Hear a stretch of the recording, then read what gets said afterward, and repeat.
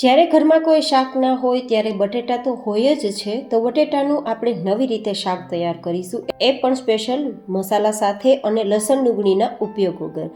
જે ખાશે તે આંગળા ચાટતા રહી જશે તેવું અને ખૂબ જ સરળ. તો ચલો રેસીપી શરૂ કરીએ. તો જેમના માટે મેં અહીંયા 250 ગ્રામ જેટલી નાની બટેટી લીધી છે. તમે જો મોટા બટેટા લેતા હોય તો બટેટાના 4 ભાગ કરી શકો છો, પણ જો નાની બટેટી મળે તો બેસ્ટ. હવે તેની આપણે છાલ કાઢી લેશું.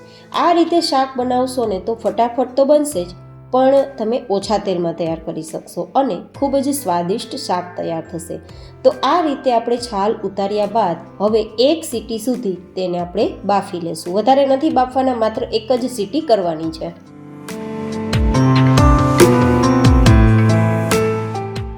તો કુકરમાં 1 જ સીટી સુધી આપણા બટેટાને બાફ્યા બાદ અત્યારે તમે જોઈ શકો છો કે બટેટા મેશ થઈ જાય તેટલા સોફ્ટ નથી થયા અને પાણી પણ બિલકુલ નથી, કારણ કે એકદમ નીતરી ગયા છે. તો હવે આપણે આ રીતે કાંટા ચમચીથી અથવા તો ચપ્પુથી થોડા માર્ક લગાવી દઈશું, જેથી આ વેરાયટી એકદમ ફટાફટ બને. કારણ કે આપણે 1 સીટી સુધી જ બાફ્યા છે ને, તો બરાબર નથી બફાયા, માત્ર 60-70% જેવા જ બફાયા છે. તો હજી અંદર સુધી આપણે ફટાફટ તે પાકી જાય, કાચા ન રહે, તે માટે આ રીતે માર્ક કરવા જરૂરી છે.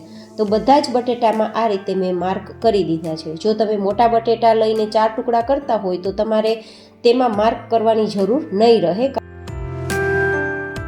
હવે આપણે તેનો એક સ્પેશિયલ મસાલો તૈયાર કરી લઈશું. તો જેમના માટે એક કઢાઈમાં લગભગ 1 ચમચી જેટલી આપણે વરિયાળી લેશું અને 2 મોટી ચમચી જેટલા આપણે ધાણા લેશું. 1 ચમચી જેટલું આખું જીરું, 4-5 નંગ જેટલા લવિંગ લેશું અને લગભગ 1 નાની ચમચી આપણે મરી લેશું. 3 નંગ જેટલા તમાલપત્ર લેશું અને 1 નંગ મોટી એલચી હોય તો ઉમેરજો, નહીં તો સ્કીપ કરી દેજો. સાથે 3 નંગ જેટલા સૂકા લાલ મરચાં લેશું અને 1/4 કપ જેટલા મગફળીના દાણા લેશું અને 1 ચમચી જેટલી કસૂરી મેથી લેશું. હવે આ રીતે મસાલાને ધીમા ગેસની ફ્લેમ પર થોડા લાઇટ ગોલ્ડન કલર પર આવે ત્યાં સુધી શેકી લેશું. વધારે બળી ના જાય તેના માટે ધીમા ગેસની ફ્લેમ પર જ શેકવા. તો આ રીતે શેકવાથી તેમાં રહેલું મોઇશ્ચર દૂર થઈ જશે અને એક સોંધી સુગંધ આપણા મસાલામાં આવશે. અને આ મસાલો જો તમારે સ્ટોર કરવો હોય તો તેની સેલ્ફ લાઈફ પણ વધી જશે. તો આ રીતે શેકાઈ ગયા બાદ તેને પરફેક્ટ ઠંડા કરવાના છે. જ્યારે ગરમ હોય ત્યારે પીસવાના નથી. તો એકદમ ઠંડા કરી લેશું. તો એ ઠંડા થાય છે ત્યાં સુધીમાં આપણે કડાઈમાં લગભગ 2 ચમચી જેટલું તેલ ગરમ કરીશું.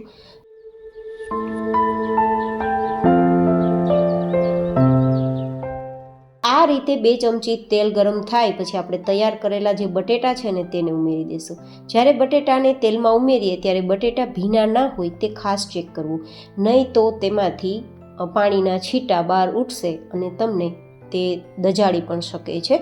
તો આ રીતે આપણે કડાઈને ચલાવશું અને આપણા બટેટાને બધી જ સાઈડથી તેલ કવર કરે અને થોડા રોસ્ટ કરે, જેથી અંદર સુધી તે પાકી જાય. તેના માટે આ રીતે તેલમાં શેકવાના છે.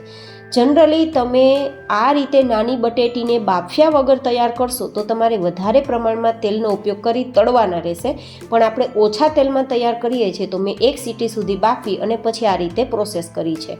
તો હવે લગભગ થોડા સમય સુધી આ રીતે તેલમાં રહેશે ને, તો ધીમા ગેસની ફ્લેમ પર તેને ઢાંકીને છોડી દઈશું. તો થોડા જ સમયમાં તે સરસ અંદર સુધી પાકી જશે. એ પાકે છે ત્યાં સુધીમાં આપણે જે મસાલા શેક્યા ને તે એકદમ સરસ ઠંડા થઈ ગયા છે. તો મિક્સરમાં લઈને દળી લઈશું. હવે આ દળ્યા પછીનો પાવડર તમારો તૈયાર છે, જેને તમે એરટાઇટ બોક્સમાં ભરી સ્ટોર કરી ફ્રીજમાં રાખ્યા વગર લગભગ 1 વર્ષ સુધી સ્ટોર કરીને રાખી શકો છો. કોઈ પણ સબ્જીમાં તમે 1-2 ચમચી આ પાવડર ઉમેરશો ને તો શાકનો સ્વાદ વધી જશે.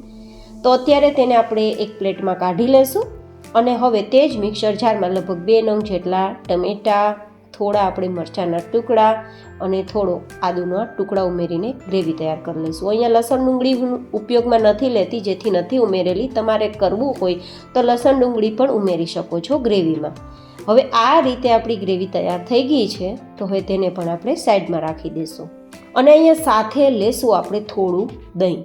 દહીં હોય તો ઉમેરી શકો છો, નહીં તો તમે છાશનો ઉપયોગ પણ કરી શકો છો, પણ દહીંથી ટેક્સચર એકદમ સરસ આવશે. તો 1 કપ દહીંમાં 1/4 ટીસ્પૂન જેટલી હળદર અને 2 ચમચી જેટલું કાશ્મીરી લાલ મરચું ઉમેરી આ રીતે મિક્સ કરશું ને તો એકદમ થીક ગ્રેવી, ક્રીમી ટેક્સચરવાળી ગ્રેવી તૈયાર થશે.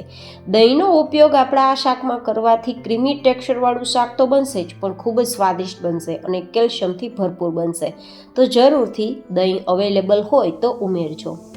હવે આપણે બટેટાને ચેક કરી લઈએ. તો લગભગ થોડી જ વાર પછી જોઈએ ને તો બટેટા પહેલાં કરતાં વધારે નરમ થઈ ગયા હશે. તેમ છતાં એકવાર તમારે ચેક કરી લેવાનું. આમ તો આપણે થોડા બાફ્યા હતા ને તો શેકાતા સમય નહીં લાગ્યો હોય, છતાં જોઈ લેવાનું. બિલકુલ કાચું ના હોય તો બધા જ બટેટાને બહાર કાઢી લેવા. જો આ રીતે તેનું ટેક્સચર જુઓ, એકદમ સરસ આવ્યું છે. દમ આલુ કરતાં થોડા ટ્વિસ્ટ સાથે તૈયાર કરેલી આ સબ્જી તમને ખૂબ સ્વાદિષ્ટ લાગશે. હવે આ તેલમાંથી બટેટા કાઢ્યા બાદ જે તેલ છે ને તે થોડું ગરમ જ છે, તો થોડી હિંગ અને પછી તૈયાર કરેલી ટમેટા મરચાં આદુની ગ્રેવી ઉમેરી દઈશું અને પછી તેને આપણે સાતળી લેશું. હવે આપણે અહીંયા લગભગ 1-2 નાની ચમચી જેટલું કે સ્વાદ પ્રમાણે નમક ઉમેરીશું. આપણે બીજા મસાલા ઉમેરીશું ને તો તેમના માટે નમક તેમાં જ આપણે ઉમેરી દેવાનું છે અને પછી આ રીતે મિક્સ કરશું અને પછી તેને કૂક કરશું ને તો ઓછા સમયમાં સરસ મજાની ગ્રેવી કૂક થઈ જશે.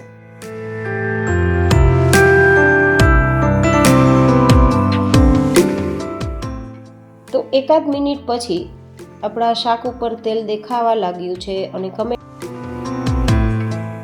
તો હવે આપણે આમાં 1 ચમચી જેટલો ચણાનો લોટ ઉમેરીશું. આમાં તેલ છે જ તો આપણે એક્સ્ટ્રા ચણાના લોટને શેકવાની જરૂર નથી. આ તેલમાં જ આ રીતે મિક્સ થતાં આપણી ગ્રેવી થીક પણ થઈ જશે અને લોટ શેકાઈ પણ જશે, કારણ કે તેલ ગરમ છે, ગ્રેવી પણ ગરમ છે, તો શેકાતા સમય નહીં લાગે. આ રીતે મિક્સ કરતાં બિલકુલ ગાંઠા ના રહે તે રીતે આપણે મિક્સ કરવાનું છે. તમે જોઈ રહ્યા છો કે અત્યારે આપણો ચણાનો લોટ ગ્રેવી સાથે મિક્સ થતાં આપણી ગ્રેવી થોડી થીક થઈ ગઈ છે. તો હવે આપણે જે પીસેલો મસાલો છે ને તે મસાલો આમાં ઉમેરી દેવાનો છે. તમે વધઘટ કરી શકો છો, પણ આમાં આપણે ધાણાનું, સિંગદાણાનું પ્રમાણ વધારે રાખ્યું છે તો હું આટલો ઉમેરું છું.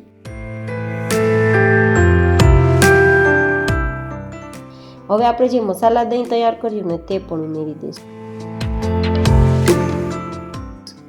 અને પછી આપણે આમાં થોડી ખાંડ ઉમેરીશું, કારણ કે દહીં અને ટમેટાં બંને ખટાશવાળા હોય છે. તો 1 ચમચી ખાંડ ઉમેરીશું તો ટેસ્ટ એકદમ સરસ બેલેન્સ થઈ જશે અને આ રીતે મિક્સ કરી દઈશું.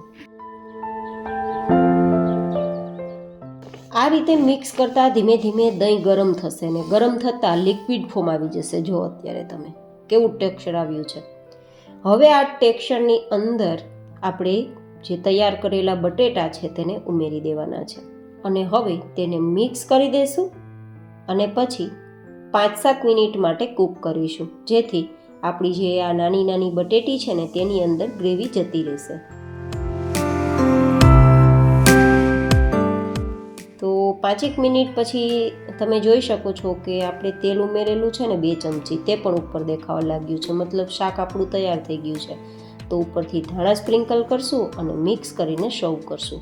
આ શાક ઠંડુ થઈ ગયા બાદ પણ ખૂબ પસંદ આવશે, તો લંચ કે ટિફિન બોક્સમાં પણ આપી શકશો.